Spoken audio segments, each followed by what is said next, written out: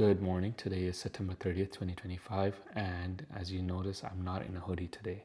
And that's because I want to give respect to all the kids who lost their lives, who are Indigenous. And, it's not the best moments in the Canadian history. And that's the reason for the Orange Shirt Day, to pay respects to them. Let's start the day off with the TSX recap, first of all. So the TSX gained 0.7 on Monday, finishing all the near-time highs for September. Usually with September, it's always in the red, but this time around, it's pretty high. And, healthcare did rip because of what Trump said about cannabis being used for seniors. Tech was one of the winners, and also materials. The major loser was energy, which was mainly caused by oil. And now let's focus on the real estate spotlight. Today, I'm going to be talking about York Region. So the number of homes sold was 332. Average sold price was about $1 million, which is up by 2% week over week. Asset sale ratio was about 1.019. That means if they listed for $1 million, they sold it for $19,000 higher, which is pretty steady. Listing to sales ratio is at 26%. So even though there was a rate cut, buyers are not marching into the market to get a deal. But it's still a super buyer's market right now. New listings did fall 16% compared to the previous week. However, it's up by 6% from the previous year. Now, power sales. So I clocked there was 6 power sales in York Region. So 1 from RBC, 1 from CIBC, 2 from Scotia, 1 from BMO, and 1 MIC. Overall, comparing to Toronto, it's significantly less, but again, 6 in a week is something that I am looking at right now. I can't say it's scary or not, but then it's numbers for me right now until I aggregate all those numbers together in a few months. Now, in News Spotlight, I want to talk about Canada went from 4 kids per woman in the 1950s to 1.25 today, which is a collapse of a lifetime. So Canada's fertility rate is around 1.25. That's, very low, and we are almost at par with Japan and South Korea.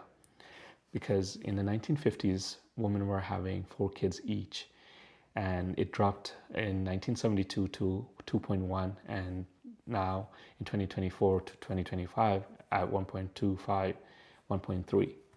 And the average childbearing years is around 31.8 for women, and it was in the 70s at 26.7. So we are getting older as parents when we are having our first children. So families are getting smaller, delayed, usually it's delayed because of financial and housing instability, and the main thing is jobs as well. The OECD, so that's the Organization for Economic Cooperation and Development, 38 countries, they said that the fertility rate has halved in the last 60 years. So it was from 3.3 kids per family to 1.5, which is a significant drop. And major thing is financial stress and housing. And Canada's population growth depends almost 100% on immigration at this point in time, which is not the rhetoric we want to hear, especially with all the things that are being said in the news today about anti-immigration policies and things like that. But overall, in the next generation, if we do not increase immigration, we would have an issue for taxpayers, infrastructure issues, and obviously the main thing is to take care of the elderly, the baby boomers who are aging right now. And overall, this is something that's going to change, and there's 2 ways about this. One is incentivize for Canadians to have more kids, which could be childcare policies, better parental leave, and even better stability, or we have to get more immigrants coming in. And that's up to debate on how or which way to go about it. But personally saying, I think in my lifetime, when I do come to a retirement age, I think the whole mosaic of the Canadian would be changing from who we are today to what may be in the next in this generation to come. And then other thing I want to talk about is there's a new TD CEO, and he has a multi-year restructuring platform, which is to cut costs and boost stability and boost efficiency. And what he said was he's going to focus more on high margin fee-based services and rebuild credibility with the US regulatory services as well.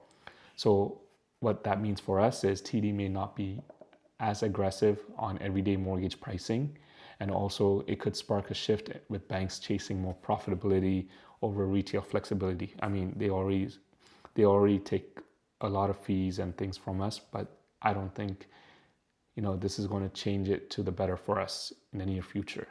And also I want to talk about macro pulse, which is so Deloitte did project a couple of good things. So 1.1% GDP growth by the end of 2025, and also by 2026 1.6%.